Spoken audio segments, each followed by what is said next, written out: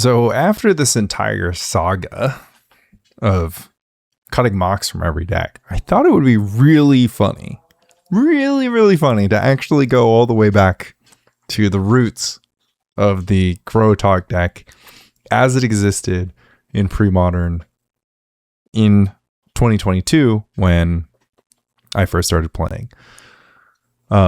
This is very close to the first deck I played in my very first Premodern tournament. The only changes are like one Gemstone Mine instead of an island. I think the original list maybe had one Armageddon sideboard, only 3 Plowshares sideboard. The sideboard was a bit different.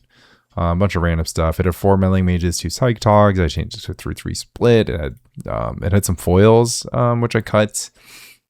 But overall, same thing.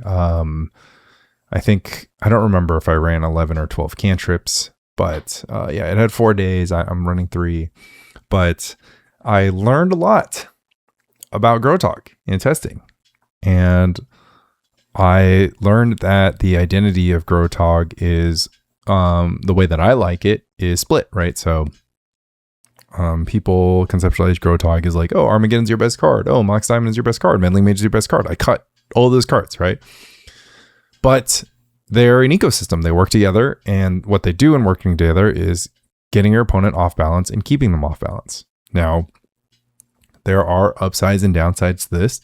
The mega downsides is that this version of Gro-a-tog, I am confident, is really bad against fair decks. Like, I think that this version is not going to be very good against Moneyball Black. I don't think it's going to be very good against the Rock. It might be fine against landstill because it's like the right size compared to landstill, right? Like, this is just super, like, just going to chuck a bunch of like stuff that landstill hates to see and like kind of exploit. But like the Rock, like one Wolf Blossoms and I'm just like, what am I supposed to do, right? And then Pernicious Deed obviously just annihilates my entire world. So the Rock is going to be tough.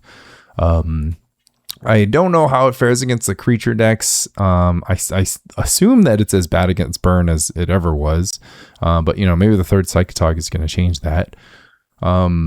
Enchantress, better or worse, I'm not sure. Maybe close to the same, maybe a little bit better just because you have the mana denial angle, which helps you out. Against Replenish, I think it's actually going to be much better. Like the much more, like Daze and Meddling Mage are much more punishing of Replenish. So basically, like if you think about the chart of like how this deck compares to stuff, like, I think this is going to be much worse against Terragon, for example.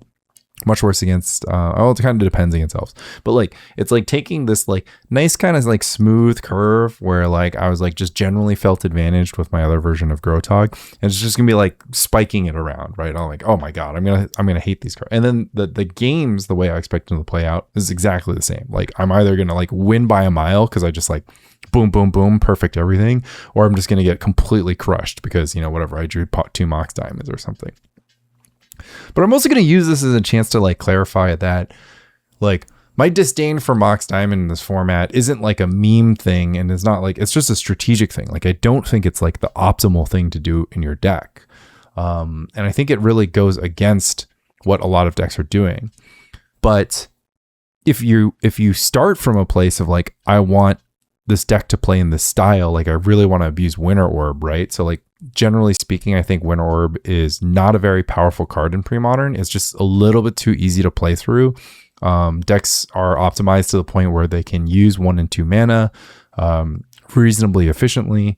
And it just kind of doesn't feel like it's a Winter Orb format. It was more when there was like more control or more mid-range that kind of hated to see this card, but overall just don't think it's really good. But the one thing that Mox Diamond has going for it is that it is specifically better than a land or a cantrip if there's a Winter Orb in play, right?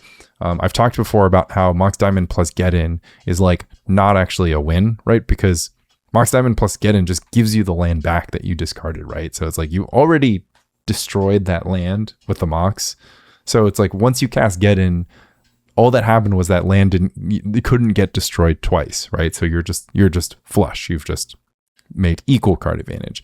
Same thing in coordination with Gush, right? So you get all the tempo boost. Don't get me wrong, I love the tempo boost. I think people forget that I have like more hours and matches of Growtog with Mox, then Moxless Growtog, then any deck in the format, and plausibly any other Growtog player in the format. Obviously, I don't know all of you, so maybe someone's out there just like deep in the trenches grinding Grow and whatnot. So only other thing is we like, okay, maybe I could play 3 Mox Diamonds instead of 4, but I figured we're going to limit test and we're just going to play the most aggressive Growtog list that you've seen from me in a while and that you'll see from people in a while. Another cute thing that this deck used to do was it used to play Swords of Plowshares in the sideboard, and I'm going to follow along with that. I am still going to play as much card draw as I can. I'm just not going to play accumulated knowledge, right? So the same theory of this deck applies where I'm trying to, I favor drawing cards over anything else. So I'm going to start and play every single card draw spell I can first. I think you could even conceive of this deck as a 4 AK deck, right? Find the slots, maybe cut the Daze, maybe cut something else. But that's kind of like maybe we'll try that out next. But yeah, wouldn't it be funny if this deck freaking rules? I have a feeling it does. It makes me feel good to look at it.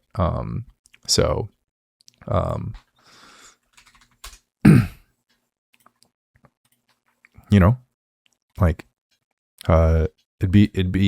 honestly, it would be better for Grow players everywhere if they have the choice to play Moxless Grow or play Mox Grow. And I'm not above proving myself wrong. I think that like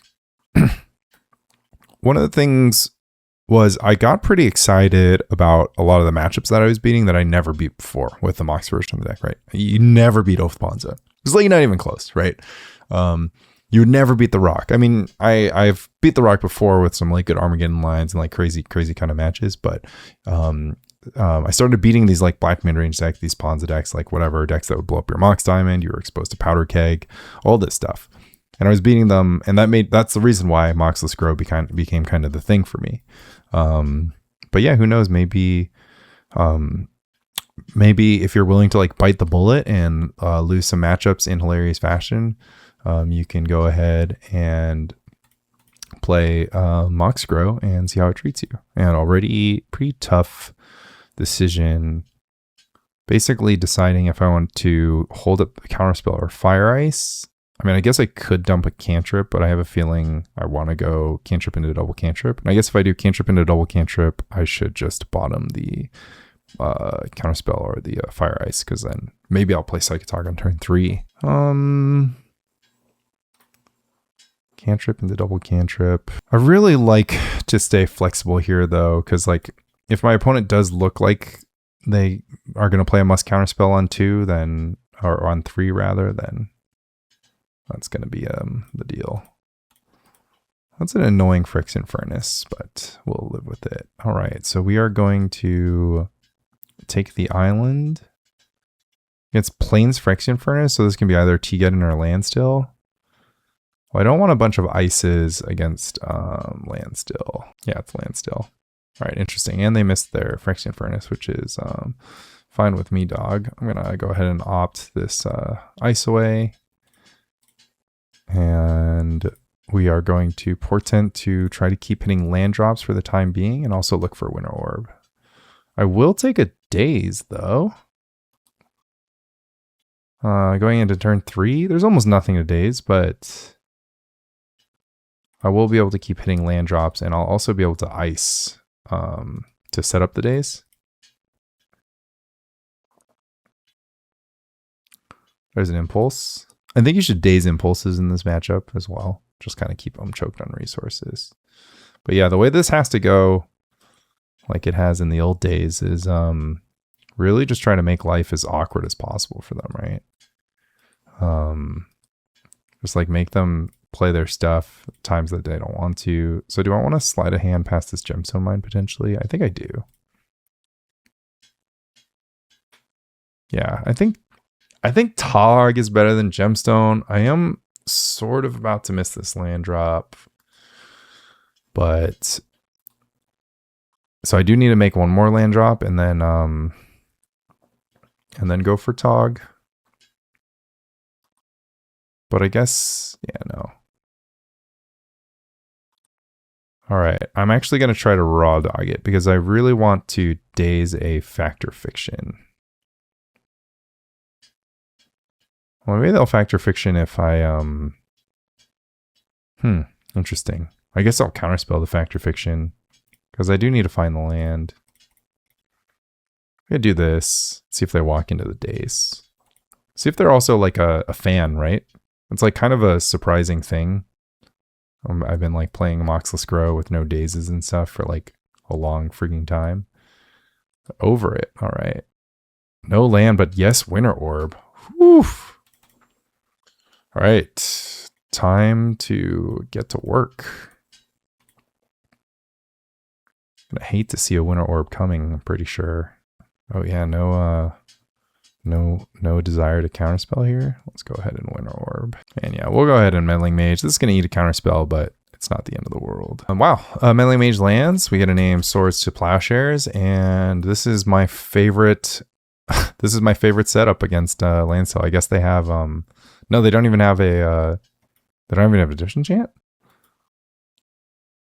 Well, then it's kind of over. We'll untap this. No, we'll untap the island because if I draw a Fire Ice, then I'll play the City of Brass. But otherwise, I'll have 2 islands up. All right, look, if my opponent wants to tap all 5 mana to trade with my Meddling Mage, I'm just pretty into it. Let's see what happens. All right, finally cash in the Furnace, so not too much damage done, just 5 cards in exile. All right, opponent super patient here. Not sure what they are waiting for. And should we play a Tog? No, I'm just gonna wait one more turn so we can go Gush into Tog. What the? You guys, you see the Winter Orb on the table, right? Like, what? You want to race? Surely not. Oh, wow, that's just peachy. All right, this game is just over. I have to say, it feels more fun to play it like this than the way I was doing it with my Moxless version, where I didn't have access to Winter Orb and Daze. I guess that's smart. They're gonna go for the. Well, no, they can't counterspell now. Okay, they're just gonna slowly get ground down to their death here. Oh wow, nice. Hitting land drops is pretty sick. All right, I'm gonna fire like this. I guess I kind of messed up. Now I opened up the Swords of Plowshares line. I wasn't paying enough attention. So now they can go counterspell. Okay, never mind. They just have nothing. They're doing nothing. Okay. I guess I lose to I guess I lose to stupid disenchant. Oh, okay. Okay. I guess I should have just kept counterspell up and just played on their end step. I haven't played this style of Tog in a while. I'm sorry, guys. It's okay. We'll just have Gush Armageddon take care of things. I think we'll Gush here because we'll be able to hold up double counterspell. All right. Can't say I'm a fan of that. Huh. Okay, let's play an island. We're gonna lose some mana. It's gonna suck. But we're also going to attack with our Tog and see if there's another decree happening. No blockers, okay. Kill you. All right, first order of business is exiling cards. All right, my opponent just did nothing. I really wish, I mean, I kind of actually, now I'm back to feeling like if that my opponent had specifically this hand against me in LobsterCon, I still would have won. So back to feeling like nothing was learned. Oh, I guess I shouldn't pitch. Oh, I could pitch Daze to like put fear in their heart, right?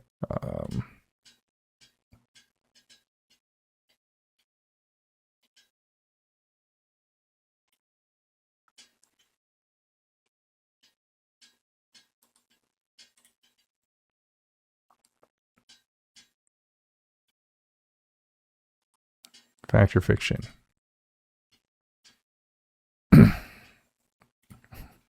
All right, well, got him, I guess. No changes. Just one rare revelation in case they have humility, or maybe I'll just do 2 seal cleansings because I want to draw it sometimes if I need it.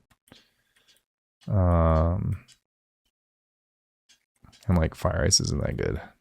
Daze isn't great either. Fire Ice might be better than Daze against like soldier tokens.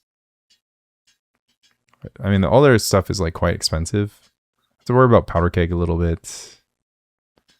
Try to play some Fire Ice for soldier tokens and for setting up Daze. Honestly, don't feel like playing Daze. Don't feel like I want to. Like, I'd rather play Fire Ice than Daze just to draw a card and kill Mishra's Factory sometimes. Take out a Mox.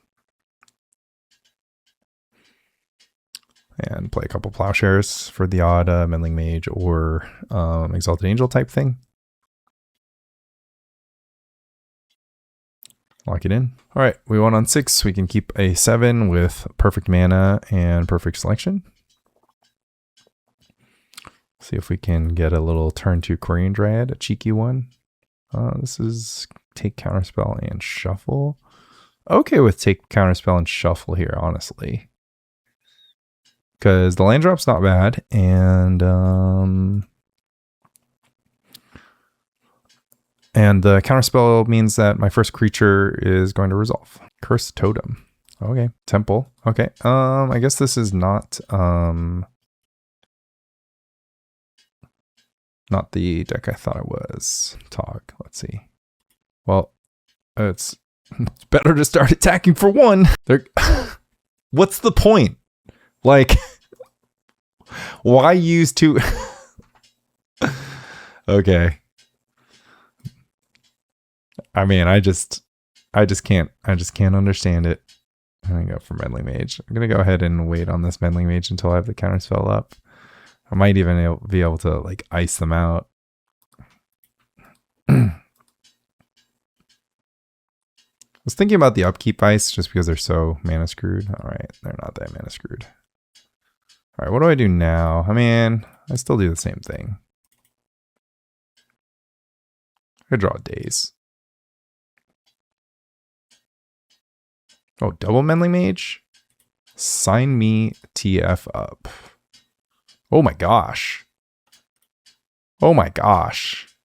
Dude, I love this deck. I don't even care if it has Moxes in it. Although granted I didn't have a Mox draw either game. But I don't even care if it has Moxes in it. S words to Plowshares. All right. Guess we can be patient here. One moment, getting a phone call. This is Lanny. Spam call. What's the best way to fight against spam calls?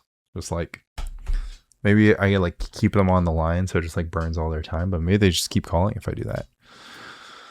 All right, so what do I do here? Try to not play anything without Counterspell backup seems okay. Man, this Temple of the False God is looking pretty bad, I gotta say. Okay. Gotta do the Mox thing. I'm sure you guys are excited for that. Boom. Boom, boom, boom. Look at how much mana I have this turn. Oh my god, I'm so broken. I'm gonna Quirion Dryad, and they're gonna go for Absorb, tapping out.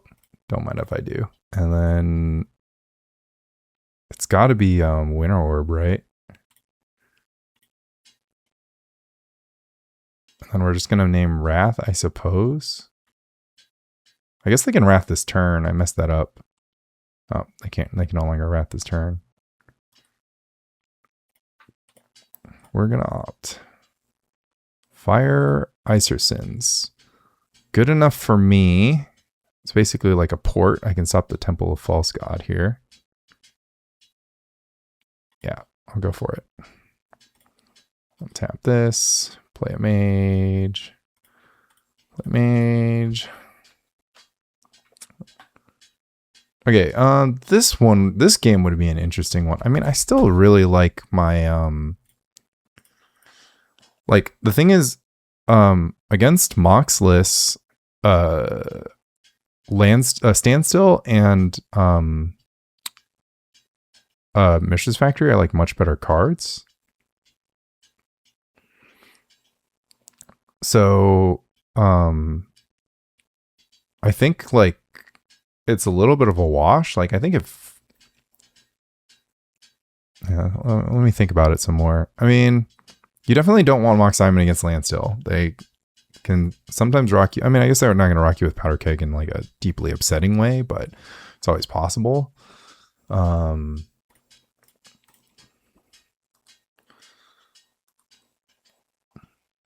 couple Psychatogs. No, I need more draw spells. I need more gushes and stuff. I'm totally fine on the battlefield here. Let's see what happens here if they decree. They decree for 3 and then I just fire. Okay. Laugh all the way to the bank. Yeah, you've got a decree of justice. Man, the keeping the fire ice over Daze. I mean, I guess I would have dazed that absorb. And I'm just gonna kill him, right? So this is fire for this. Done. Red, blue here. And then I have 9 damage. I can chump block, take 4. Maybe they have something.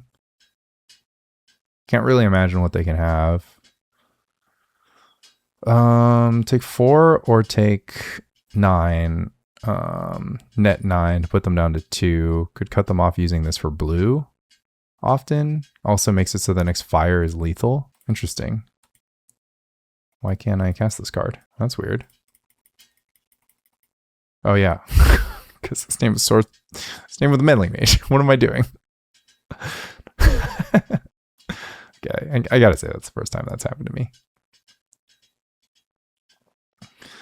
Okay, so I mean, whatever. I should have exploitatively fire. They would have gone block, block, block, and then same thing would have happened. Okay, no, the front fire was correct. Are they gonna go for an Eternal Dragon? I don't know about that one. Don't know about that one, bud. Don't think it's gonna be enough. Into a Gush. Thanks. Do this. Okay. Get him. Get him. This is sick, man. This is sick. My Mox Diamond's working so hard for me, brother. Do you want to play the, like, what if this was an AK game, though? I don't know. Kind of worked under my Winter Orb. I did end up using all my mana the turn that I went Gush, Dryad, Meddling Mage, Winter Orb, or Winter Orb, like Winter Orb, yeah, Gush, Dryad, Winter Orb, Opt. But yeah, that makes me kind of wish I still had Daze. I'm excited for people to like see the title of this YouTube video and just think that I'm an absolute troll, even though like over and over and over again, I've proven to all of you that I'm clearly a man of rationality and science. But people don't see things, you know? They don't pay attention to things. They just think I'm a troll. They just think I'm a clickbaiter, which isn't helped along by the fact that I do indeed make sure that all my titles are clickbait. That's just table stakes. Like that's just well, you're required to. I mean, you got to clickbait, man. It's the internet. It's the wild, wild west. They've got rules. I think I should have like version swapped a couple Moxes to just kind of play around with like conceptualizing if this had fewer than 4 Moxes, but it's really hard to like mark a Mox. Like the game tree sort of diverges quite strongly when you have Mox instead of something else rather than, or you have something else instead of Mox versus Mox instead of something else, right? I guess that maybe that's not exactly true, but in my brain, I'm just kind of like, it's easier to be like, oh, Mox would have done something, wouldn't have done something in this scenario versus like, oh, Sleight of Hand wouldn't have done something in this scenario, which is kind of the card that I would run, or accumulated knowledge, right? Because like you don't see that card, so you don't get to see what would happen. All right, this hand kind of sucks. I hate mulliganing with my Mox deck though. I'm going to like Sleight of Hand. I have to hit City of Brass into Island for this to be a hand. I guess that means the mulligan. Oh, cool. Nice. All right, the dream. What do I even do here? Winter Orb. Mox Diamond. Done. Flooded Strand. Get an island in case they have Stifle in their deck. What have we got? What have we got? Time to mage. Time to mage in the blind. Oh, well, surprise, surprise. I'm maging Swords to Plowshares. And my Winter Orbs do nothing. I'm just going to trade with his Lions. Another thing that's kind of fun about this deck is it runs fewer counter magic and slightly more creatures, I suppose. I've got like 10 creatures in this deck as opposed to 4. God, it feels so dumb to trade with the Lions when I know I have stupid Fire Ice in my deck. And like the rest of their creatures have protection from red. Whatever, it is what it is.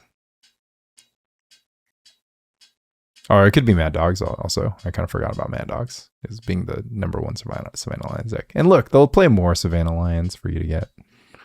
Island, please, dealer. Well, there's the Fire Ice. Gross. All right. It's going to be one of those games.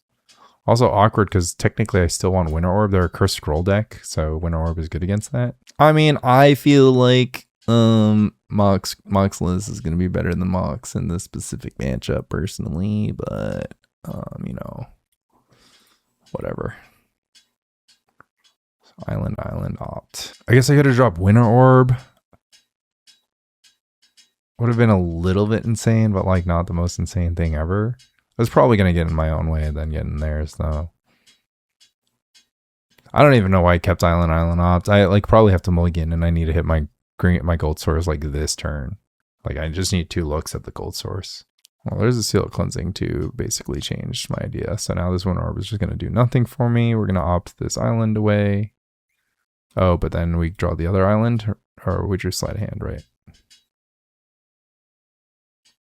All right, we're gonna Sleight of Hand for lack of a better option. Finally find a City of Brass. We might be able to stabilize. We just need a Counterspell soon. We go Fire Ice, then Tog. Fire Ice this, then Tog to stop the damage. Well, I guess it doesn't work because they have the Wasteland. Enlightened Tutor?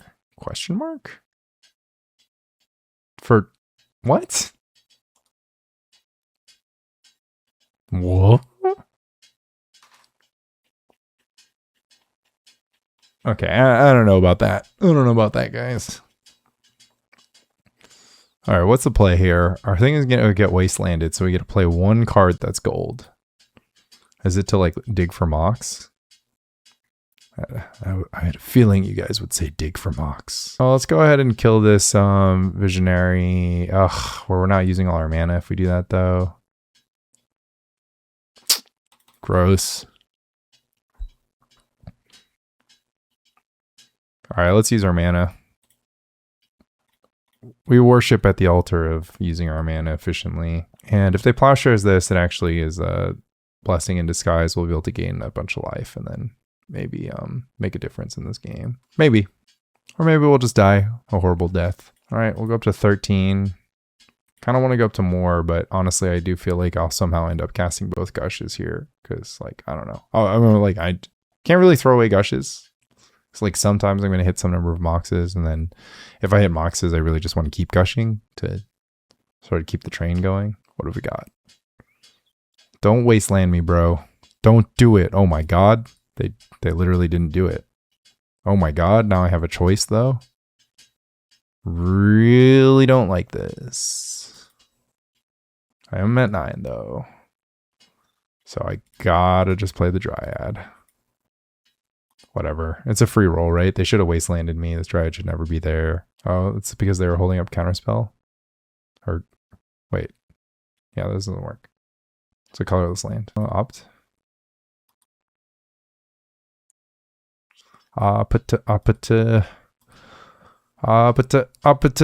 Into something good. Another Fire Ice is not quite that. All right. We are gonna take a beating. Okay. Okay, so we can fire 1 and then start attacking. Or you get curse scroll down. It's like we're rooting for them to Plowshares my Dryad again, just so that I can do what? I can't do anything. I don't know. This has been a crazy game. I don't like my opponent's plays. I don't think you need a Enlightened Tutor for Phyrexian Furnace. I guess that's the only play that was made. Everything else was just pretty suck. I mean, I don't like not landing my City of Brass, so I guess that is kind of a free roll. All right, tank for 4. What can I even say to that? Can I set up 2-turn lethal? I go Psychatog plus fire. Oh, wow. I figured out, found the line. I have to ice, still take 2 damage. Still die. Portent myself.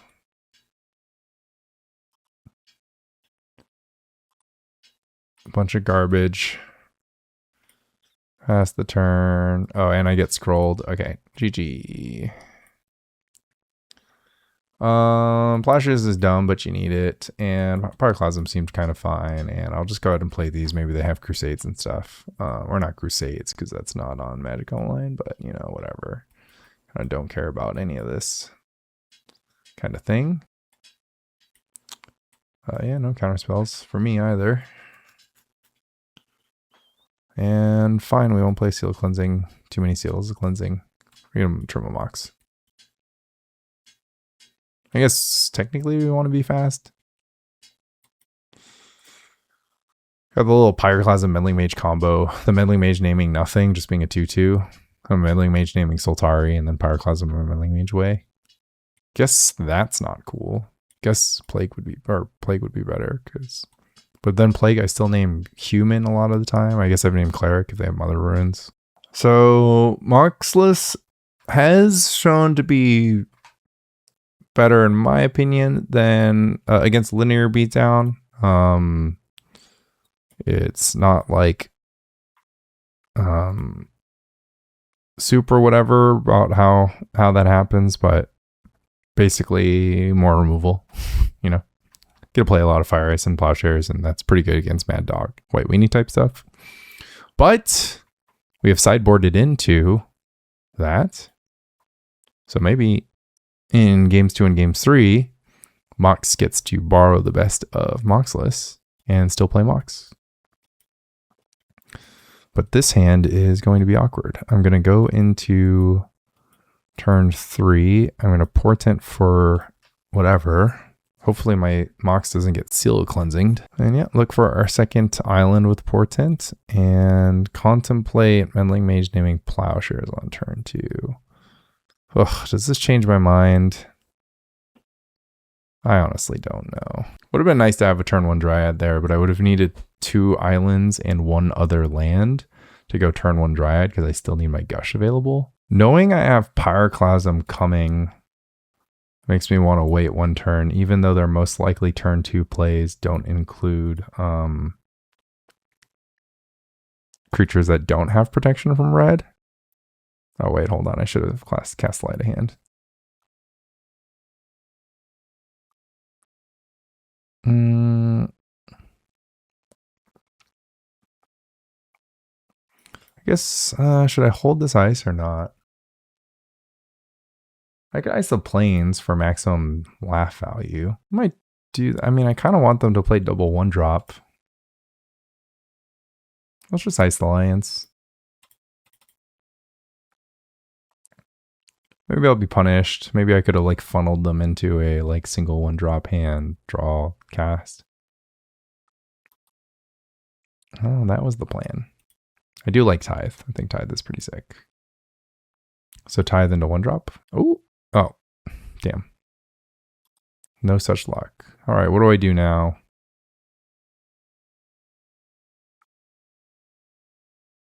I think we Meddling Mage naming Plow, and then we try to take over the game. They have a Curse Scroll in play, though. I guess technically I can go Quirion Dryad into Meddling Mage naming Plow with my Mox. So I believe that is the line that the Mox Diamond enjoyers would have me take. Don't think I want to pay life for my islands right now, or nor do I want the plains. Okay, this looks sick. This looks good. This looks spicy. I don't like the Wasteland, but yeah, don't like the Wasteland. The thing is, if the Mox was a Gemstone Mine, I would have just cast Quirion Dryad on turn 2 or Meddling Mage on turn 2, and then Quirion Dryad on turn 3 or Meddling Mage on turn 3. And that basically would have been better if it just so happened that, you know, whatever this Mox was, the Gemstone Mine. I really don't think you can play more than 17 lands in this list, by the way. If you kind of like, that's like one of the things that I didn't respect. I started playing 18 or 19, and it was just like, look, man, if you're gonna do this, you gotta cut down on every single the air, like everywhere you can get it, right? Stuck on 2 lands, okay. What do you think I should do here? Do they have like surprise spells in this deck? I feel like they shouldn't. All right, let's try to hit another cantrip with a Sleight of Hand. So it's going to be the kill, like the reprisal. Jesus Christ, man. Okay, fine. Honestly, I'm disgusted. I don't think I've ever seen that, to be honest. Getting my, have I been reprisalled? I don't think so. They're like secret tech. The tech to rule them all. Oh, wrong protection at least. What's this? Prevent all damage and provoke. Yeah, that's fine. I'm just kind of waiting for them to curse scroll my mage. Then I'll give them the bad news. I don't know if that's too patient, but I'm gonna clear their board so I can, and I have a blocker right now, so I can take a beating. Curse Totem's interesting. Well, now my Pyroclasm looks a lot worse, doesn't it? Oh, I should have activated in response. That's a punt. All right, 4 damage. Another creature that dies to Pyroclasm, potentially? Saving it for scroll? What do I do, man? Feels really awkward to Gush here and end up with 2 mana at the end of this turn. Have to do something. Literally anything would work. Including a second Psychatog that can't activate its abilities? Any Portent Storm, I suppose. Yeah, I'd much rather have this Fire Ice back than whatever it is I actually have right now. At least we get to drop the knee here if they go for a Plowshares or something. It's Armageddon. Oh, that's interesting. That's a funny last card to have. Oh my god, this Pyroclasm isn't even going to be good, but I'm not waiting till I draw a whatever. Never mind. Yes, sickos. What a sicko. I should probably just kill them, right? Shouldn't have played the island. They'll know to block. Quick Psychatog math. It's 5 + 8. So they might let it go. It's actually funny. It would have been lethal if I didn't play the island. But I did. To make it be like, oh, I don't have anything. I do. Do I need more Seal Cleansing? It seems really bad. Like, but if they might just like enlighten tutor for this stupid curse totem. So maybe it's fine. Meddling Mage looks positively trash there. Daze on the draw seems super bad, but like, and especially because they can play around Daze starting on turn 3.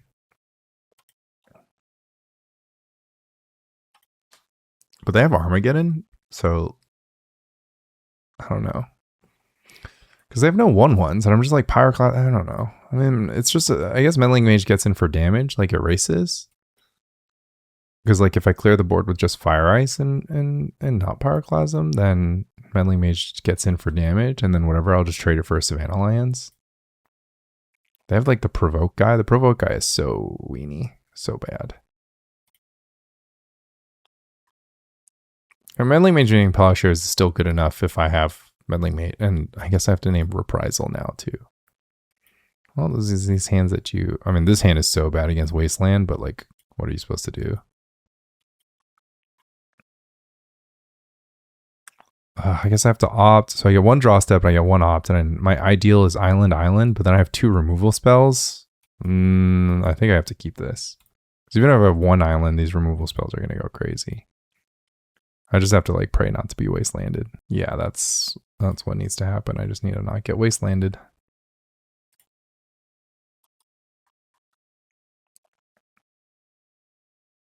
Yep. Don't do it. They did it. All right, island Mox now. Okay. What do I do? I feel like I have to go Plains Plowshares. I feel like casting Gush 3 turns from now is not going to be it. I can't take 4 damage a turn. I can't do it. Double Savannah Lions draw like Plains Wasteland. My only land Savannah Lions. And double Lions Wasteland is what I'm trying to say is pretty gross though. All right, City of Brass 1 time, Mox 1 time. Okay. It's time to ice for damage. We can still manage this. They've got the wrong Sultari. The other shadow guy, a morph. Oh my god.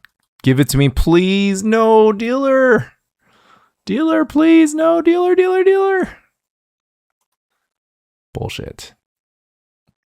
It's probably a whip quarter. It's fine. At least it was like marginally correct to fetch the plains, right? I would have taken like 1 trillion more damage at this point. Play another morph, please. Was a whip quarter. Just a 3 mana 2/2, you know, not anyone's business.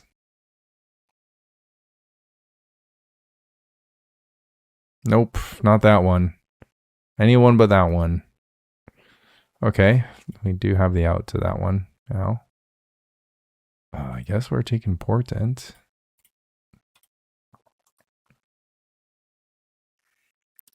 Can we please? I think it's gonna be Mox off the top to just like get the rubbins. Okay. Now it's Mox or bust. There it is. Can we pull this off here? Did I put it at the bottom accidentally? No, I didn't. But I should have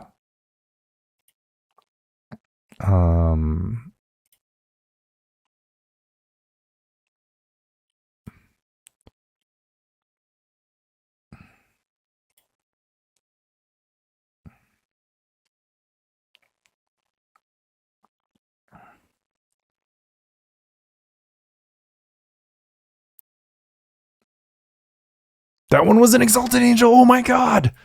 Oh my god. We're doing it. We're doing it. I've used 3 Plowshares though. 1 freaking shadow guy is going to be the end of me. Yep, that's the one. Okay. I feel like I can't do 26 damage with Psychatog here.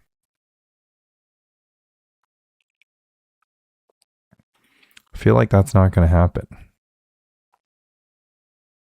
But I guess we should count it. Psychatog will be in play. Island will be in play. We'll have our draw step. And then, so this will be our hand. We'll cast Gush. We'll have 1, 2, 3. So 1, 2, 3, 4, 5, 6, 7, 8. 8 will be good for 12 damage plus 8 damage, which is 20. But it's not 26. Because it's not 26, we God Plague is a good one. I think we're gonna Portent first. Okay. Interesting. I have the option to re-roll, opt bottom, take the Portent, and then re-roll. But I kind of need to get a creature into play because they might play a creature. I'm going to be pretty dead to Curse Scroll. Maybe I will just leave mana up, though. I think I'm dead. I think I'm dead no matter what. Maybe I should have had Daze. Another shadow creature is... Oh, Curse Totem's fine. I mean, it's a little bit annoying for my future plans if I get to see the future. I mean, I don't know. I'm still going to get a ton of looks here. This is in +2, and then every cantrip is a relook. Oh, I can ice. I could have iced. I could have had a Tog in play and gone for ice. That's my mistake. All right, well, it's Sleight of Hand. We might still find Plowshares. Dryad. Guess that's fine.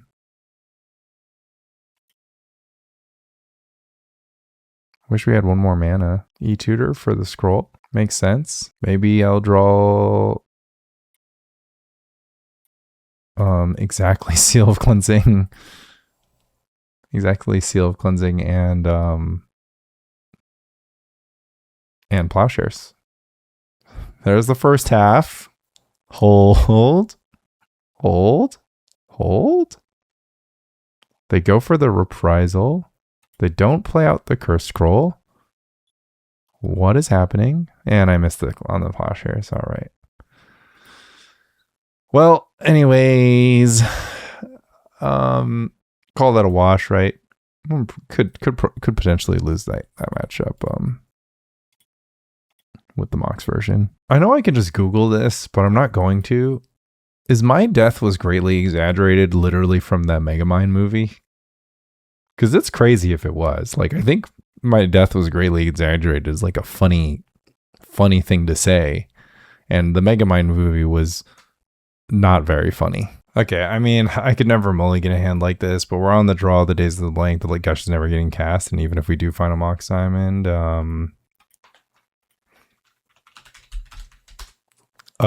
it's like nothing's gonna happen. So I think it's a mull. All right, this one's fine. Optionality to grab the planes if it becomes a planes kind of thing. Okay, there's that card. Looks like it's going to be a plains. A port. A Sylvan. All days a Sylvan. Although I do kind of have to stop an Oath of Druids or else my game gets really awkward. Yeah. Okay, maybe I should have had the right priorities. Let's see what happens here. Maybe I can just Plowshares all 4 Terravores. I've got an island. I mean, maybe, yeah, I can just, like, put the Psychatog on the battlefield, and then they'll, like, have baby Terravores. They can't move, and then I'll slowly move up the Terravore chain. Okay.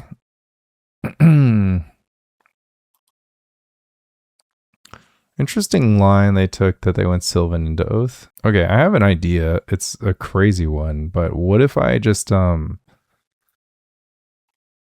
played Meddling Mage, got my Meddling Mage rocked by a Terravore on purpose so that I could fill my graveyard up. Would that be freaking insane?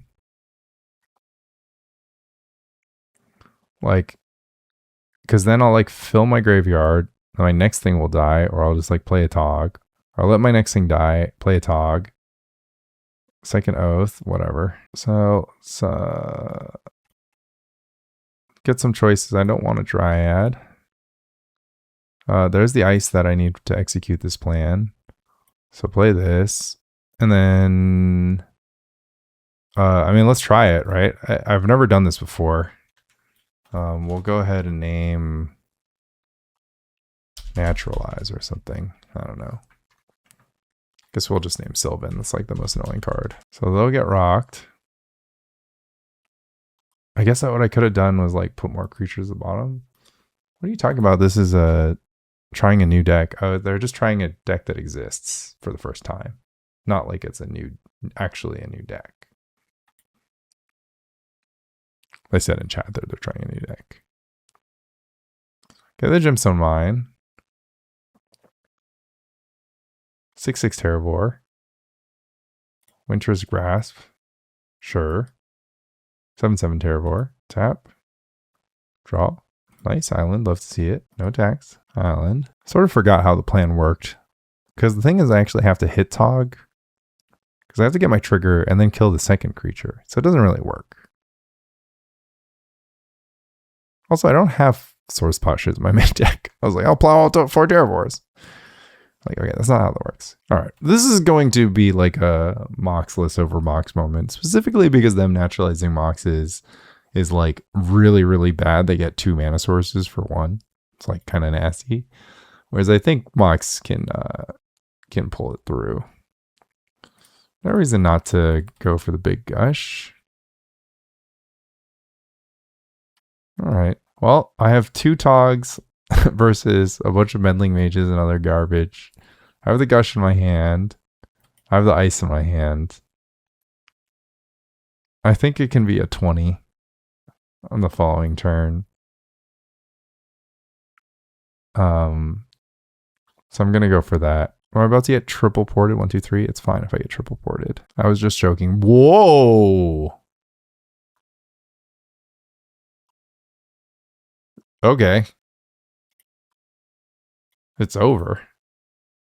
This is gonna be so sick. Oh my god. Oh. Oh.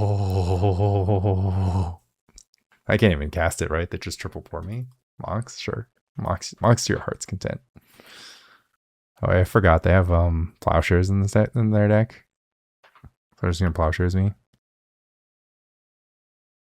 That's tragic. 9. Okay, no blocks. Yeah, I can take exactly 9. They can tap the City of Brass and then nothing happens. Okay. I am okay with it. Go for the Wasteland. Makes sense. My response. Still only going to deal 9 damage, my friend. Yeah, the Gemstone Mine port thing is... I watched Claire do this in the top 8, and it was just like, tapping Gemstone Mine to tap with Vision Report is ambitious. You need to absolutely be winning just freaking immediately. But they do have the Plowshares, which is pretty freaking evil. All right. All right, you got me. Let's see, I'm at 3/4, so if I exile all these...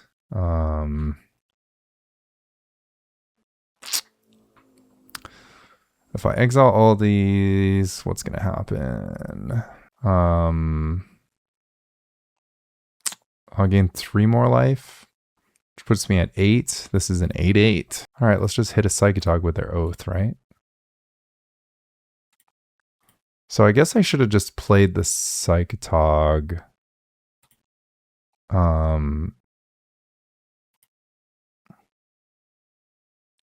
I should have just played the Psychatog the turn I played the Meddling Mage. I just forgot Swords of Plowshares in our deck. I could have also just killed this Terravore and then we would have gone back to stalemating. And I could just like wait till I draw a Psychatog. If I had a Mox in play here, I could get a Dryad out and fire my own Dryad. But let's just hit a Psychatog. We're blessed, right? It's gonna happen. Heck yeah. Heck yeah, brother.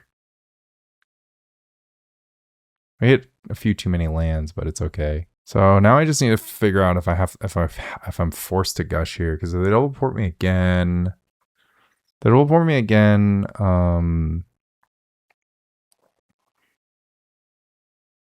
can I Armageddon now? If I Armageddon now, I'm going to be 1 short of holding up Counterspell for another Plowshares, and then also the Terravore gets an untenable size.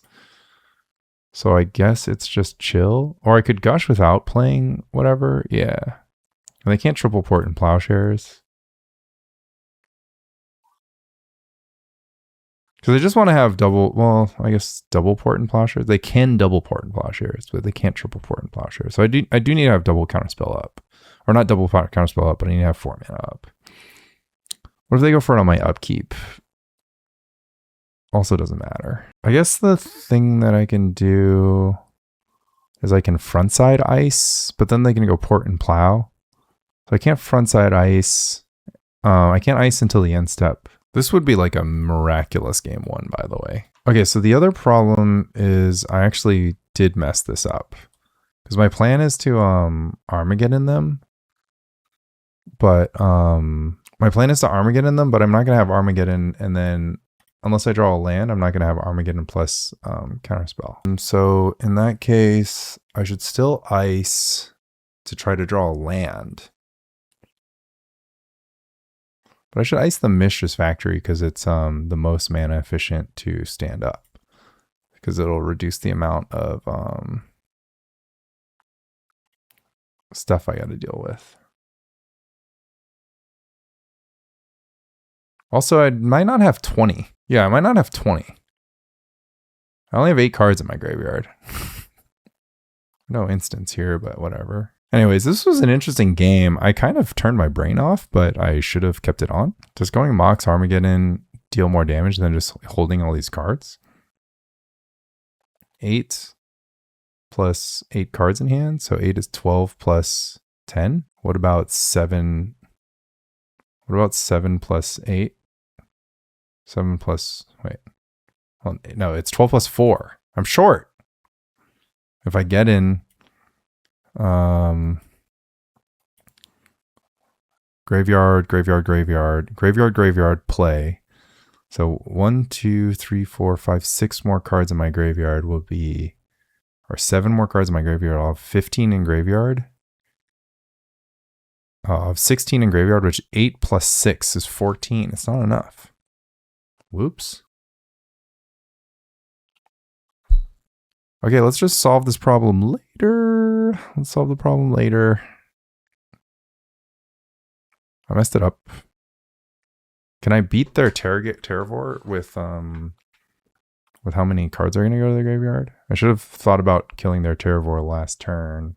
Because now I'm going to make it a 1, 2, 3, 4, 5, a 13, 13. Okay, well, I did mess that up because I needed another Gush. Can we just go for another ice then? It's probably better to go for another ice than whatever I'm planning on doing. Oh, but then I'll die to the manlands, so it doesn't work. Okay, well, this is the only line available to me, so I just have to take it. But I either should have held the Gush and not worried about. I mean, I just didn't. I wasn't doing any math.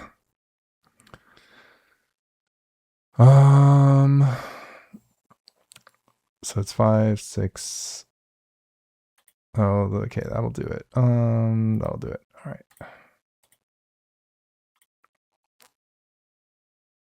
All right. Swords, Plowshares, Revelation, Seal Cleansing. No counterspells. No Armageddon. Winter Orb is fine. Mox Diamond is pretty bad from a density perspective. Guess we have to like Meddling Mage, Taming Oath. We could just like board out. No, big Quirion Dryad is normally how we win this game. We kind of want to do this. These are all things we want to do. I guess we don't need Plowshares that bad. We just need it for Terravor. Guess I'm not going to play Daze because they typically board out their Thermokarsts. But Daze is still like a reasonable spell. Let's try it. Battle. Well, this is how you do it. You just believe in the heart of the cards here. We have a basic land, Meddling Mage.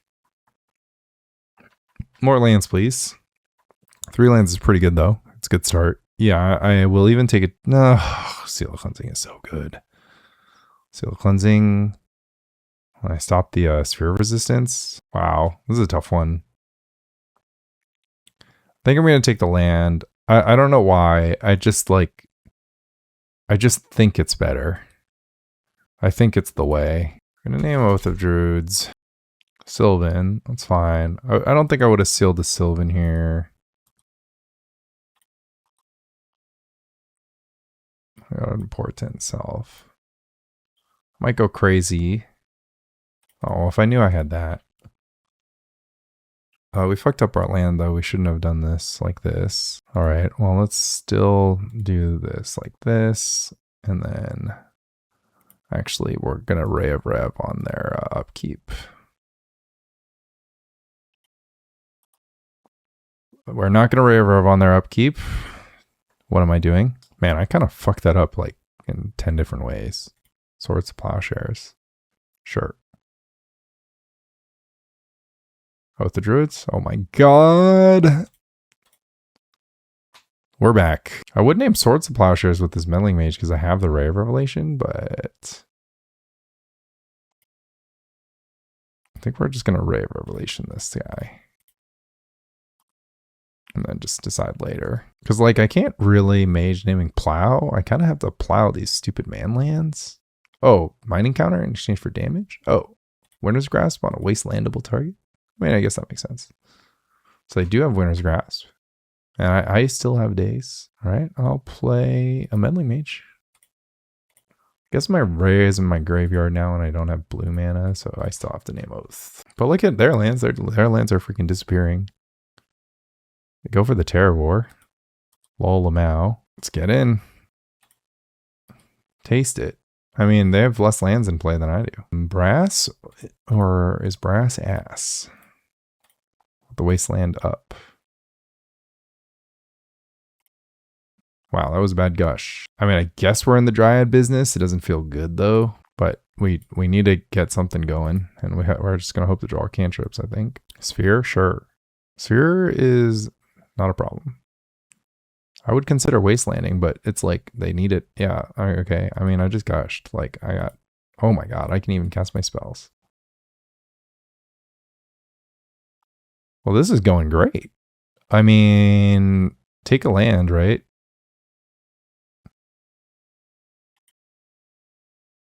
There's a Sphere of Resistance in play. They're still stone raining. I need to be able to cast Gush, Plowshares, Winter Orb. Okay, I think I will strategically cast this like so. And leave it up to them to figure out how to do anything now. Maybe I shouldn't play Winter Orb against the Mox Diamond deck, but it feels like it turns off man lands. I should board out Winter Orb though. I think it's probably no good. Okay, I want all the Plowshares. Yeah, I sideboarded wrong. What am I doing? I'm kind of like just bumbling around, huh? Nice. They have their Mox. A little bit of Mox parity on. They want to race. Can't be correct to race. I mean, I could also just blow up their Moxes. Looks like a Plowshares is going to get lobbed at me, but nothing I can do about that. Seal of Cleansing for what? For the Sphere or the Mox? Probably for the Mox or for the Missions Factory. I mean, they seem kind of fine. Like, isn't Daze fine? I'm not going to cast it for a while, but I do want the Tog quite badly. I guess I can opt away the Daze on my upkeep. Because I do need the Tog. This is looking pretty sick, to be honest. Like, obviously I want gas instead of blanks here, but I did use... Well, I pitched the City of Brass to it. They didn't have the Wasteland, so... They're going to plow and go for Oath of Druids. I have a Ray of Revelation in my graveyard. Are you sure you want to do that, fam? And I want to reiterate, I have a Ray of Revelation in my graveyard. No, they're going to plow. No, they're going to Oath. I mean, I guess their hand was all Oath. But it's not going to be good for them. I guess if they untap, they play a land and they Oath again. Can't say this Winter Orb has been good for me. It's fine though. Do they want to port? They don't. I guess we should have considered playing both diamonds if we were going to play Winter Orb. Oh my god, do it. Do it, do it, do it. Yes. Wow. Okay, never mind. It's a good Winter Orb. I'm officially into Daze. And even though Winter Orb was good, it wasn't that good. Usually in for Plowshares as well. Should I play another Mox? I drew both my Moxes. I don't think so. Yeah, I don't think so. I don't think I can. Oh, fine. I'm not sure how I'm going to do this, but I'm just going to do it. Because, like, I can't really run out this Dryad and then just they poop out a Terravore, and then I don't... I mean, I guess I drew a Seal of Cleansing, so it's fine. Lands, please. Well, Portent is tempting, but it's got to be Island. Only colorless, huh? Well, that is not my favorite, but we soldier on. They can't LD spell here, so interesting to see what they choose to do. All right, well, go ahead and opt, because lands, please. I'll make a Dryad. Mox. Tempting. Make Powder Keg really good. 4 mana for a Stone Rain. A little old Stone Rain. No, for another Sphere. I'm okay with that. I have the funds. I wonder if I should play Seal of Cleansing, though. I guess it's fine if they try to naturalize it. Like, if they haven't naturalized into Oath of Druids, like, congrats, right? I'm not gonna be fussy about that. Honestly, they have double Sphere resistance in play. Like, isn't that just the right thing to do? Yeah, that's what I figured. Animate is a problem, so we'll just take a turn off to put a Psychatog on. Because they're gonna go animate double pump. Oh, but I Plowshares it, and then it's just like disgusting. Okay, I kind of messed that up. Now they can play an Oath, which could be a problem. I have a Wasteland instead. No Oath from them. All right, we can Plowshares something, so we're just gonna go for it. Double activate, double block. Doesn't work.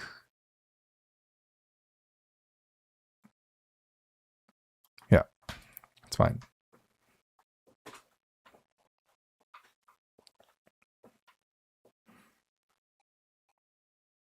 No blockers.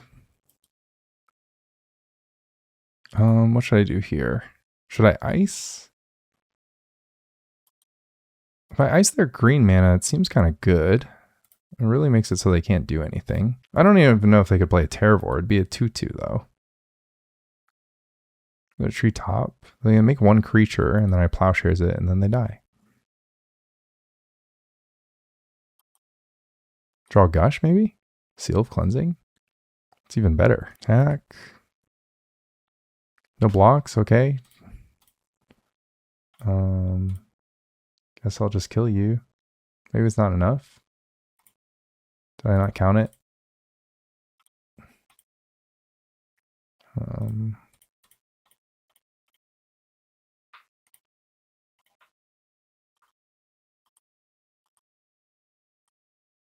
Oh, right on time. Should be enough here. 6, 9, 10, 11, 12, 13. Okay, well, that was sick. I mean, didn't used to happen like this, but maybe I just changed my strategy correctly. I mean, I did get mana flooded in both my follow-up games. And the Gemstone Mine in that game too was just like part of what made things awkward. I sideboarded wrong. Oh, I mean, I don't know. I take a win. This used to be like a 10% matchup, so okay. Could be strategy. Maybe Mox doesn't matter at all. We'll see. Let's keep playing. So one thing that I was thinking recently about sort of the Mox versus no Mox thing was thinking about the matches of Moxless Gro I was playing and considering how often I would lose a game and still have cards in hand, right? Which is like kind of a basic way of saying lose a game because of tempo. Because if Mox Diamond is anything, it's an exchange of cards for tempo. And it's like a vibe thing, but the more and more the format becomes about value, the less and less good Mox Diamond is, right? And, you know, this sort of like value tempo continuum made things interesting. Now, that's not obviously a full picture because, you know, maybe I can win these games with tempo. Like this game, I'm going to win with tempo. But I had, you know, I think I've talked about it on this channel before of just like you want to be, you know, whatever, slightly faster. You want to be like slightly faster than your opponent, right? You don't want to be, you know, you don't need to be like 100 turns faster.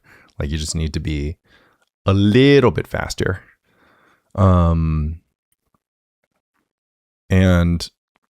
that kind of, from there, you know, that kind of goes into everything. Mountain Furnace. All right. I wasn't going to daze that because even though I'm a Psychatog deck, I think I'll still be able to do good stuff here.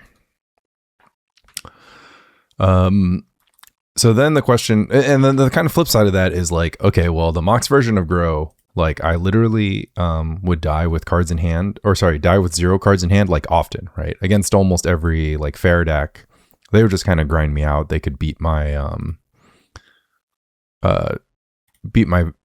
my tempo and my value. Like they could beat my tempo game, and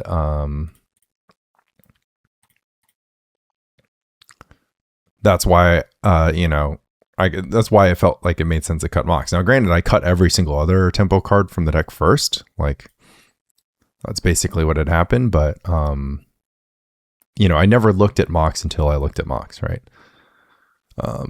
So that's kind of it. Can we get some gushes?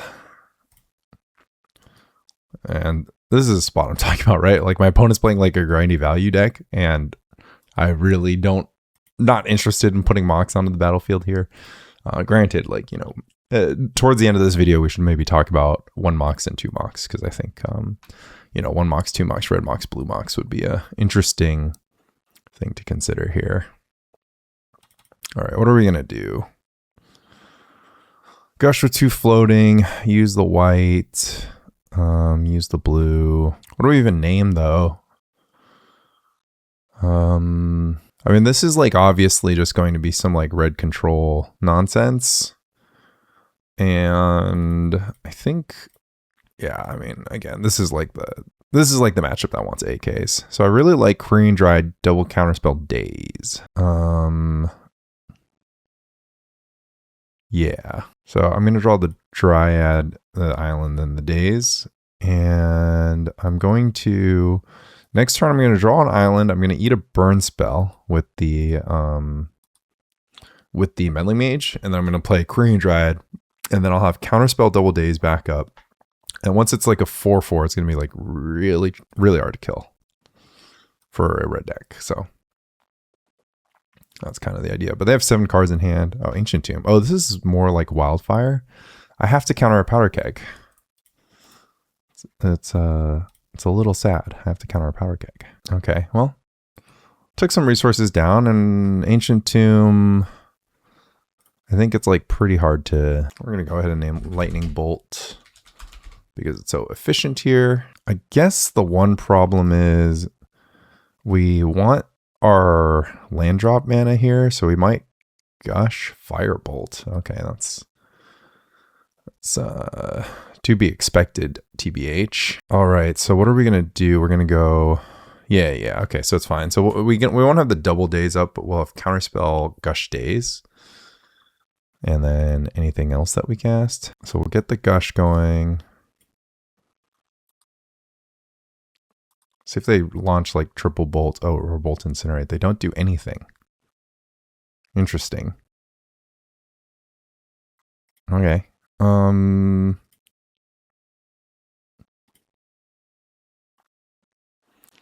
Guess we'll play a Mox Diamond. This feels like a little bit meh.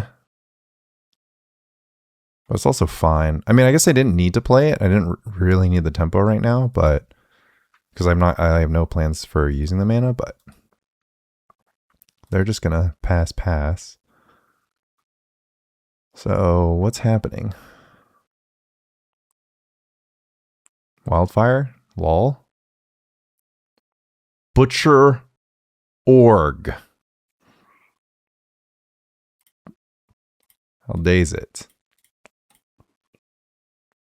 I have not seen this card on the battlefield in Premodern ever. Extremely optimistic to think that that would that would land on the battlefield. And at what is this, 7 mana? Oh my god, we're cooking. I mean, that's sick. That is sick AF. Is there any other way to put it on the battlefield rather than tapping 7 mana though? That would be my concern. That must mean there's a Rorik's Bladewing, right? If we're gonna be big red, we might as well be gigantic. Dude, that's sick. Is this the best creature? Because it just like is a one-sided, like kills the entire world. Anyways, I have a 5/5 Dryad against a red deck, so should be over from here. I could even tango with a Butcher Org. Another Butcher Org. Crater Hellion. Counterspell for me, dog. I mean, what's actually kind of funny is that this doesn't matter. I'm going to have a 7/7 Dryad soon. So we're just like fine. I would counter that, but I can like just counter a disc or a keg. I mean, disc or keg are kind of like the only things that can beat this, but this is just going to be a 6 mana chump block here. But actually what I'm going to do is I'm going to ice it, which is nasty. Oh, double ice. Oh my god. Slightly a redundant Mox, but I guess Gush Mox is the business. Oh, well, that's... I mean, I don't want to show them all my tricks, but I mean, I won't be able to have my island in play. Flooded Strand. And we'll just go ahead and... Just in case they have a card that I've never seen before, because... Oh no, I have to use fire. I mean, this is a Dreadnought, right? 10/10 Dryad. Oh! I mean, you can't help but feel good when you take turns like that. Can't help it. Oh boy. I mean, they have 3 mountain. Checks out. All right, what are we doing here? Don't really want to play Daze. And don't really want to play Fire Ice. They basically had nothing Fire Iceable here, right? Oh my god. We actually have too much good stuff. I was going to be like, let's run Swords Plowshares, but then I saw that we can run Hydroblast instead. I'm kind of not Meddling Maging anything. Can't think of a card that I would Meddling Mage besides Red Blast, and just like conceptually you have to be like, okay, we're playing against red decks, so they're just gonna have Firebolt, Lightning Bolt, Incinerate, well, like whatever, they can have red control cards. And it's like fine to go 1-for-1 against a burn deck where 2 mana target player discards a card. It's totally fine. But against this like control style deck, 2 mana target player discards a card is much less fine. And then Quirion Dryad is also like a slight liability. So one thing that I never explored in the Mox Grow days was not boarding out Fire Ice, even though it was a dead card, because I didn't really understand how important like card draw was in the deck. But now that I've played like the hyper card draw version of the deck, I'm like, oh, card draw is amazing, even if it's just cycling. So with that knowledge, should I like keep my Fire Ices in? I mean, I guess I should play some Plowshares just in case they have a Masticore, is the other thing.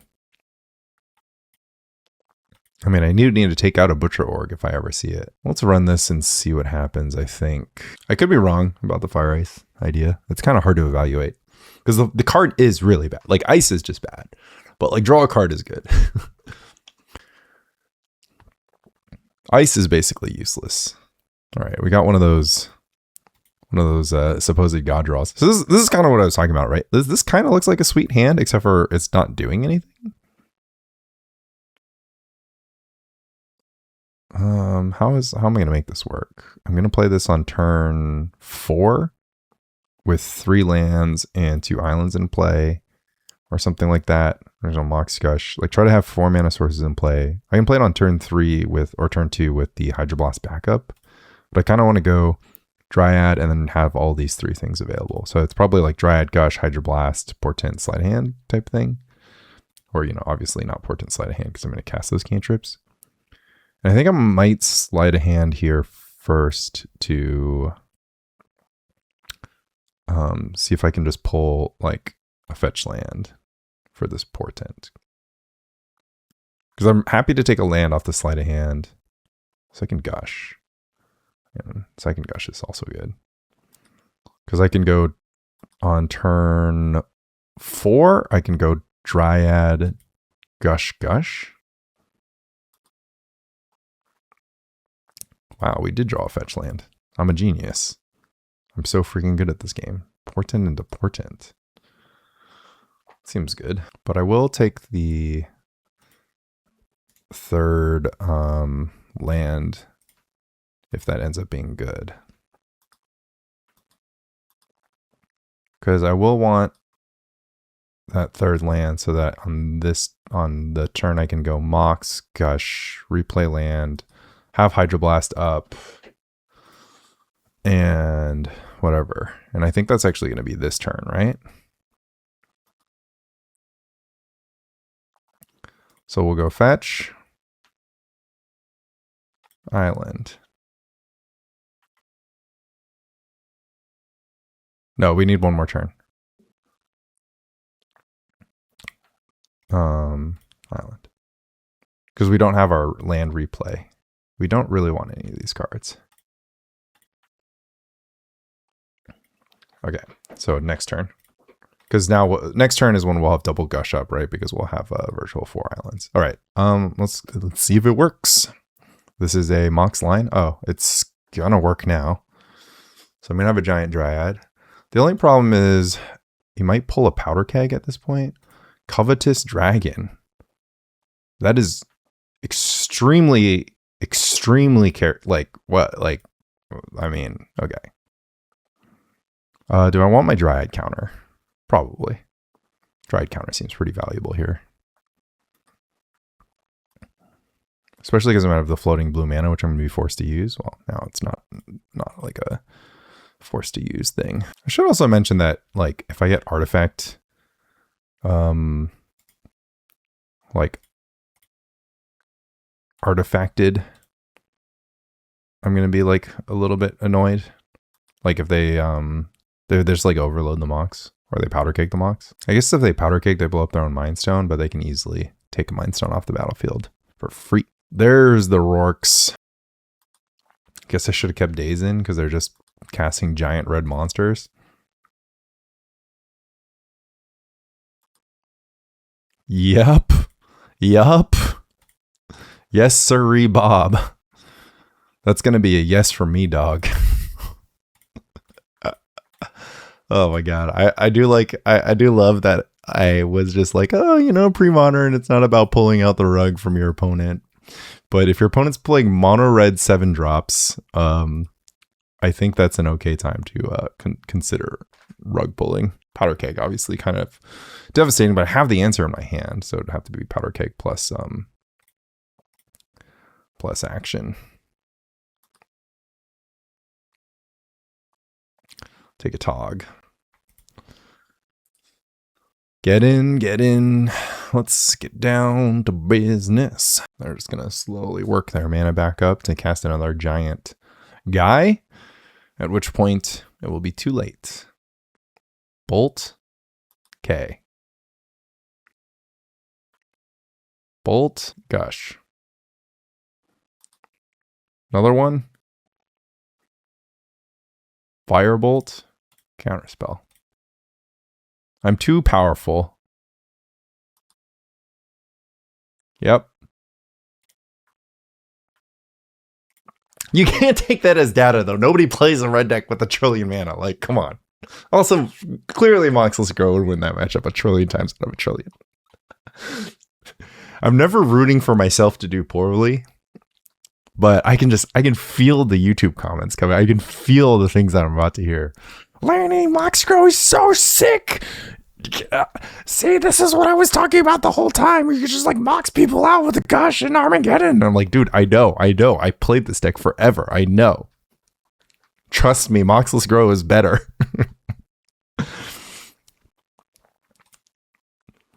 Oh boy, but it does feel good. What didn't feel good was losing with the deck. That was like the thing. It's like actually kind of funny because I'm like, oh, I was talking about how polarized this deck is. I'm just like, oh, like the wins are crazy. You know, you just do all these things and like whatever. And the losses are like, oh, drew another Mox, drew another land, got super flooded out, you know, whatever. And also emotionally, it's exactly the same, where emotionally the wins are just like, no, my God, I did it. And then the losses are just like, I want to die. I just don't want to do this anymore. And then Moxless Grow is like just super level. It's just like every game is just kind of like, well, did the thing. Like, oh, well, my opponent got me. It's just like kind of doesn't matter. There's no emotions. It's just kind of like a grind, you know. I'm just gonna cast my cantrips, play my counterspell creature game, counterspell creature, like my creature interaction game. That's all it is. Some creatures and some interaction, and like cantrips to make sure that you draw enough lands and creatures and interaction. But this is just like Winter Orb, Armageddon, Gush, Mox. It's just like, I don't know. It's a different beast. It's a different beast. But it's fun it's really fun when it works. I think like you guys have to remember, like when I was like the grow guy, I got like so much criticism for like how bad this deck was. They're just like, oh my God, it has like the worst mana base in the world. You have to Quirion Dryad in your opening hand for your deck to do anything. Like, you know, just like endless, just like whatever. I was like, guys, the deck works. Okay. I'm playing it. I'm doing well. Like the deck works. And yeah, I kind of like, I think it was a huge mistake to try to like, one of the things that they can make an argument for is just that it's a different style of deck. And the thing is, I was trying to make it a style that was not naturally, that the deck wasn't meant for, right? That like you had to be playing cards like Winter Orb, you had to be playing cards like Daze, that like the network of like Winter Orb, Daze type stuff was all complementary. And when I was starting to like take out these legs, it's like taking out the legs of a chair, right? Like it just, you know, the whole structure of the deck collapsed. And you know, because I got addicted to card advantage, man. I was just like, okay, well, what about accumulated knowledge? And accumulated knowledge started feeling good. I'm like, well, what if I cut Daze? What if I move the Winter Orbs to the sideboard? What if I change the Winter Orbs to Armageddon and move those to the sideboard? And, you know, what if I did this? What if I did that? And I just like kind of went down this whole rabbit hole of turning it into a value deck. And once I had taken out all the other tempo pieces of the deck, Mox was just alone at the tempo party. And just like, where are all my friends, dude? Like I need, like those guys were my friends and they were gone. And so I've given Mox its friends back and, you know, the deck can function now. Granted, like if this guy's playing elves, well, I've got a Fire Ice, so that's nasty. But if this guy, you know, if this guy's playing elves and like doesn't care about Mox and doesn't care about Winter Orb, oh man, what am I supposed to do? Am I supposed to shuffle or take another cantrip? I think I do need to take this Portent and this Fire Ice, because double Fire Icing has got to be a way back into this game. And I can't just like go too blind for Mox or City of Brass. Like that's just not going to happen. Okay, never mind. This is not the deck that I thought it was. Okay, now what do I do? Do I shuffle before the Portent or after the Portent? I don't have Plowshares in my main deck, so I can't Portent into Plowshares. And I know there's a Sleight of Hand on top. But the thing is, next turn, I certainly can. Well, the problem with the Sleight of Hand is if I keep the 3, then the Sleight of Hand is going to, it's just like completely redundant. So I should shuffle. And I would even, would I consider, oh, I missed my, okay, I do have a Mox. I was literally thinking to myself, would I consider going Mox Fire Ice here? I think that's like losing way too much tempo. But what it does do is it gets me on the front foot. So I'd end the lands with 0 lands in play and just a Mox Diamond with either a Quirion Dryad or they have no Cavu Titan. Alternately, I can...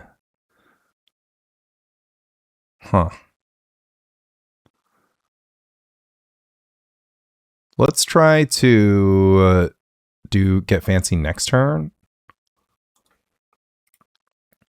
Like, this isn't too much pressure. It could, like, if they play a Blastoderm this turn, I'm just cooked, right? But, like, I just don't have, like, a nice Fire Ice here. They do have a Blastoderm. Okay, well, I'm just cooked. I guess, I mean, I was never going to fire the Llanowar Elf. All right, Mox Diamond, pitch this. Dryad, because now this is like a game where I need to try to make a 6/6 Dryad, which, oh, I did this wrong. I should have, yeah, I did this super wrong. I should have gushed first, because if I drew the stupid source. Okay, well, all's well that ends well. And we gotta believe that there's no, gotta believe that there's no 4 damage spell in their deck. So we're just gonna take it on the chin from this Blastoderm for one more turn. Wasteland. Hola. 5? Ugh, I knew. What? What? I was wrong about them having no 4 damage spell. Yeah, and if I fired this stupid Llanowar Elves, I would have dazed this guy off the battlefield. Maybe I should just trade. Like, next turn, I'm just going to trade with this and a burn spell anyways, and I save 5 damage. But I also do think I need to try to... I guess it kind of ends up being the same. Man, this is so awkward. I should have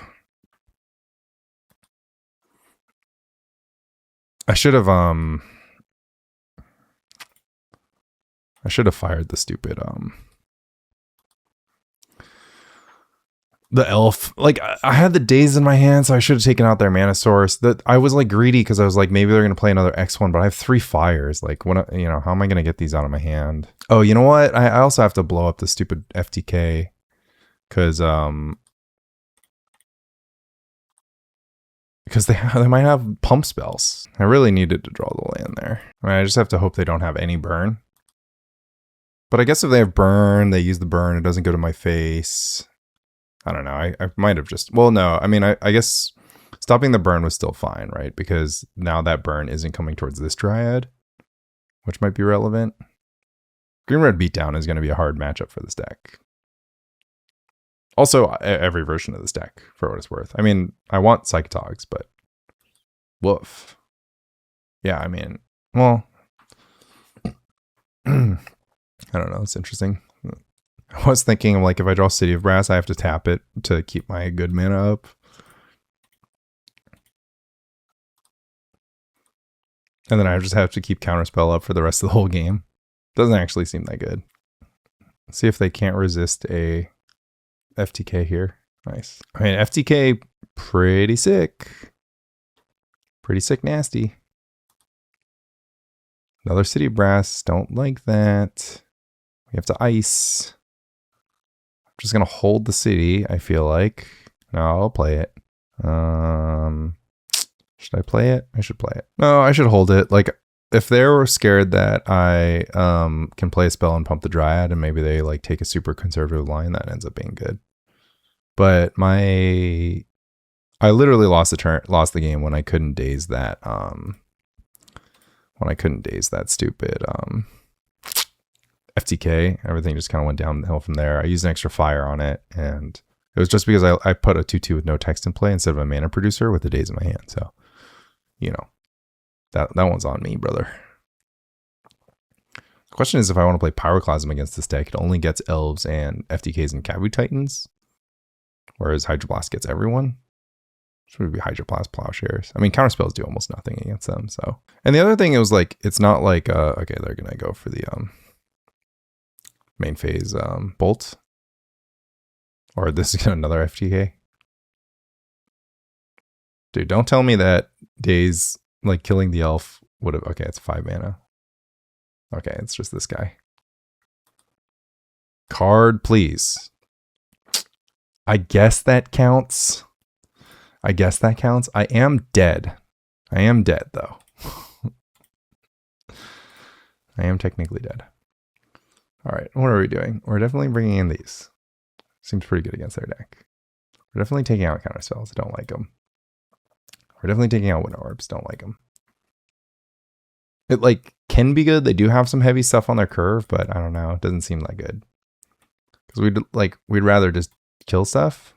Or hold on, we need the Plowshares first. All these Plowshares. I'll try to be a control deck. And once again, Meddling Mage, not doing anything.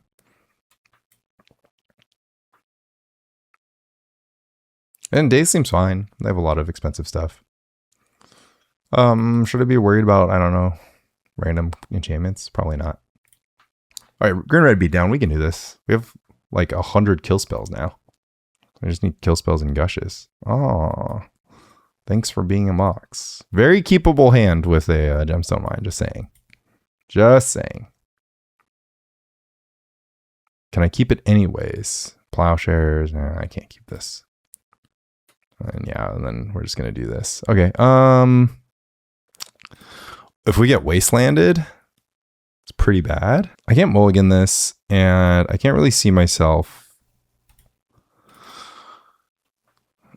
I can't really go land Mox Quirion Dryad, and then I'll have 2 cards left in my hand. I think we have to do this, even though it's disgusting. And yeah, we're gonna plow a dork, I'm pretty sure. And then Dryad is honestly not a bad run out here. Yeah, and the other thing is this deck runs 3 counterspells. Obviously, there's 3 days, but it runs 3 counterspells and like whatever. And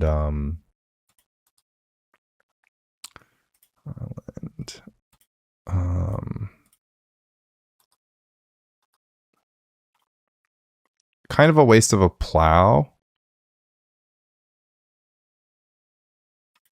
Yeah, why don't we try to plow something else? Because this is going to die to the Pyroclasm in my hand. Because 2 damage just doesn't matter. It's going to be like, if these Dryads are going to be 10/10s and I win, or nothing.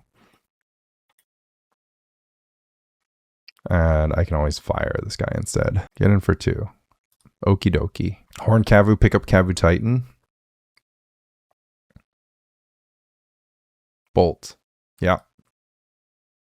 Wish I had Intervene or Blast, but is what it is. All right, we'll just continue.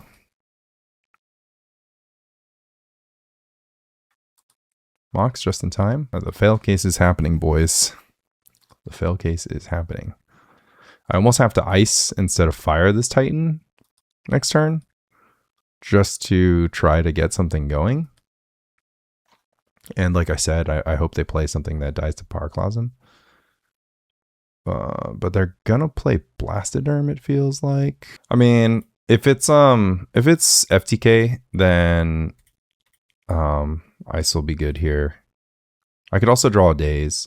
I was thinking I could ice a land and then they would have no Blastoderm or FTK this turn, but like what is getting a turn back going to do for me? Like it doesn't really feel that relevant. And if it FTK, at least I have a nice Pyroclasm, yeah. I could even like Plowshares my own Dryad to make this FTK kill one of their own, but it's fine. Like this was the plan. I think the ice would have been interesting, but I mean, I guess we get information first. I kind of want one of these Dazes because next turn I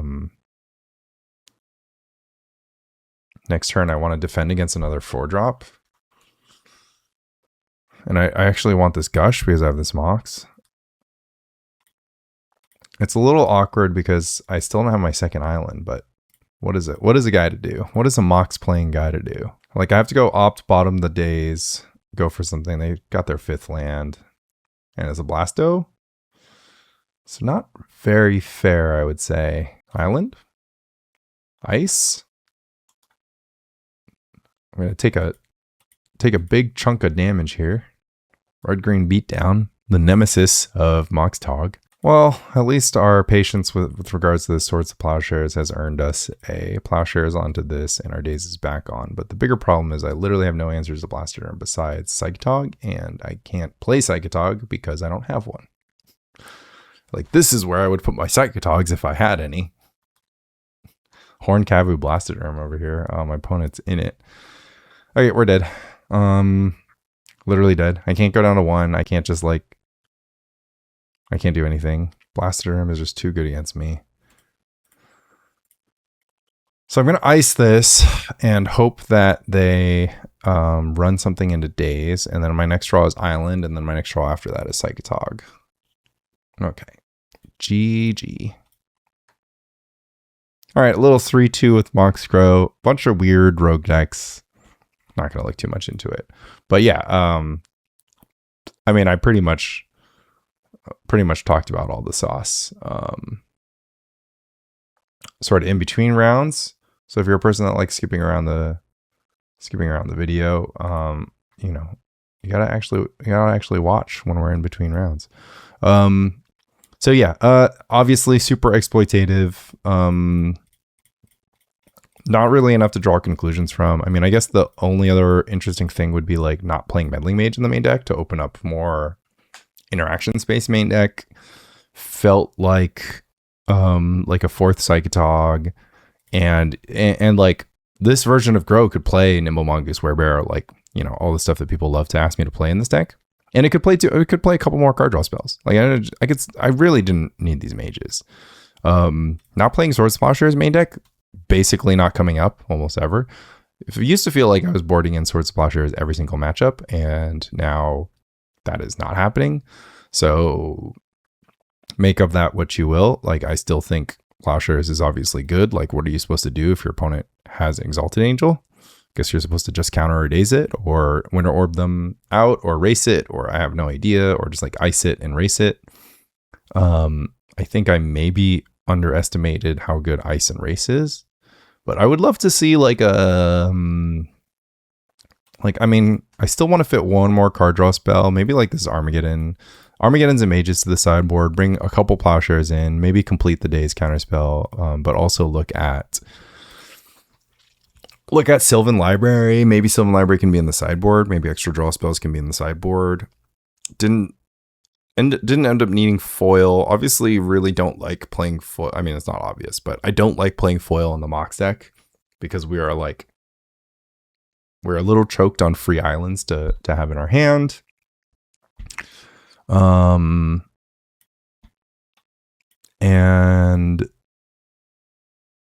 it does seem weird, but as much as I love Gemstone Mine as a card overall, but Gush is so important to this strategy, because if you can't get your islands for Gush, like if you have a hand that's like Island Plain, City of Brass, Gush Diamond, then you're not in a great place, right? So you have to get 2 islands every game, and getting 2 islands every game, you're asking for every game to be like 2 islands and then 1 City of Brass or Mox Diamond.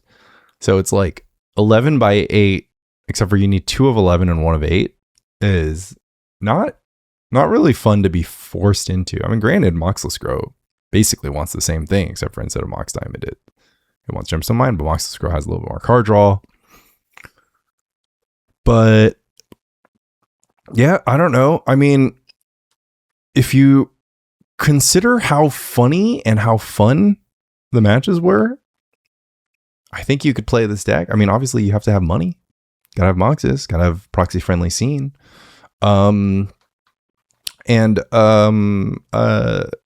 the in-between answer is to like, maybe like I do think you sort of want to go all value or all tempo. Those seem to be like the most sensible directions of the deck. I'm not sure what it would look like if you took my like LobsterCon Perfect Grow, like super Xerox, super value list, and like been like, oh, let's add a couple Daze, right? Or let's add a couple Moxes. Some people are experimenting. You know, I welcome experimentation in the sphere. So if you want to play 2 Moxes, you want to play 1 Mox. I think 1 Mox is the most defensible, right? Worst thing about Mox is drawing 2. But yeah, I think that it's just always fun to consider all the options and look at what it looks like when you do have Mox in the deck, and, you know, try your best to build. Like, I think it's like very fun and interesting and revealing to, and I think it's funny to say it because this deck used to always have Mox until I started doing something about it, to say like, okay, what if I forced myself to play 4 Mox in this deck? What would it look like? And this is what it would look like. And I do, yeah. I mean, even fundamentally, the thing that I messed with first that seemed good, but maybe was bad, but maybe was in between, was playing Swords of Plowshares main. And maybe like you just couldn't play Swords of Plowshares main in this deck. You have to give up something. I don't think you can give up cantrips. I think like people cheated all the way down to just like playing 4 Portent, 4 Opt, and that's it. Or like 4 Portent, 4 AK, and that's it. Or like 4 Portent, 4 AK, and 2 Opt. All sorts of weird configurations. And yeah, so doesn't really feel like those are it.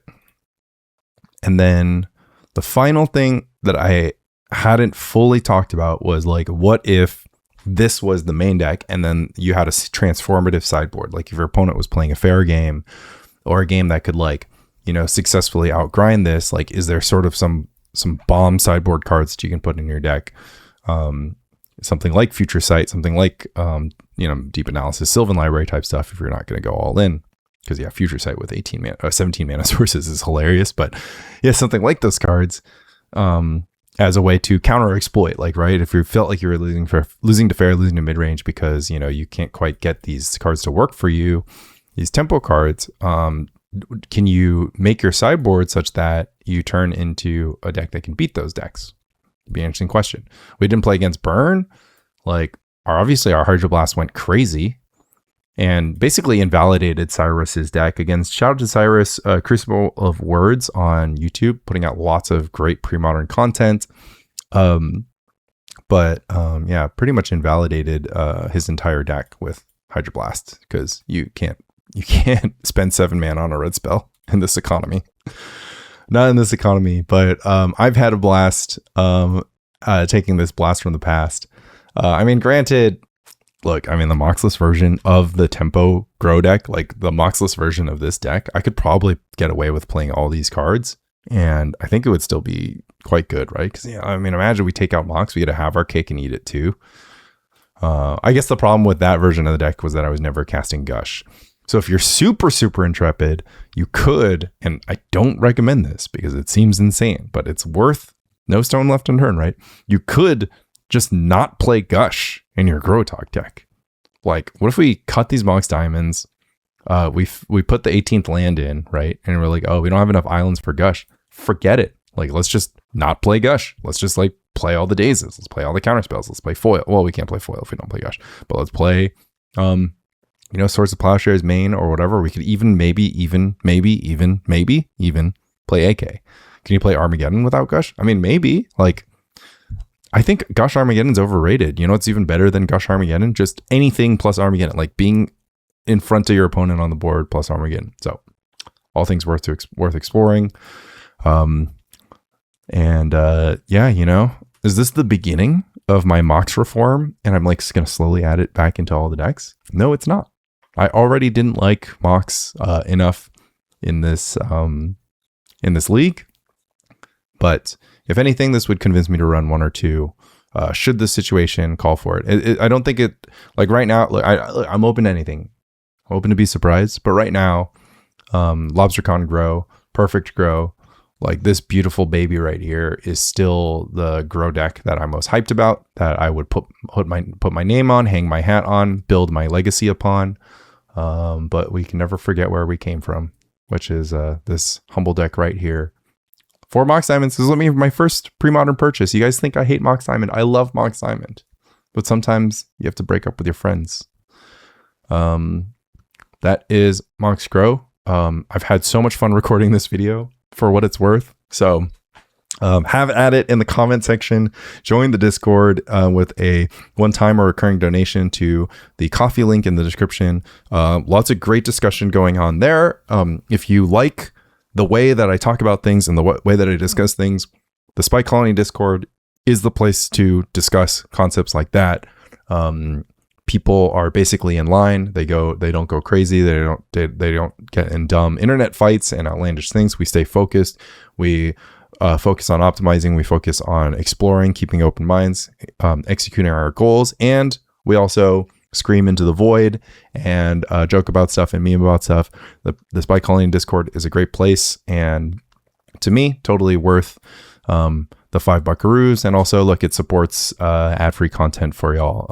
I currently still don't think it makes sense for me to put ads on YouTube or my podcast, and I'd like to keep it that way, and you can keep it that way too. Love, Lanny, long live Gro-a-tog. I just saw this comment on YouTube, like right after I finished recording. It's gonna be so good. I think it's gonna be. I think I'm gonna release like a week from today, or like on Monday or something. It's currently Wednesday morning. But yeah, looking forward to video titles. Like I put 4 Mox and Moxless Grow. I was thinking the video title should be something like, can Mox work in growtog or something? Does Mox work in is this the secret to breaking growtog Mox Diamond or something? I like couldn't think of like the best like sharpest clickbaity line. Hopefully by the time you click on this video, I'll have come up with it. But yeah, this is killing me right now. Shout out to Premodern Denmark.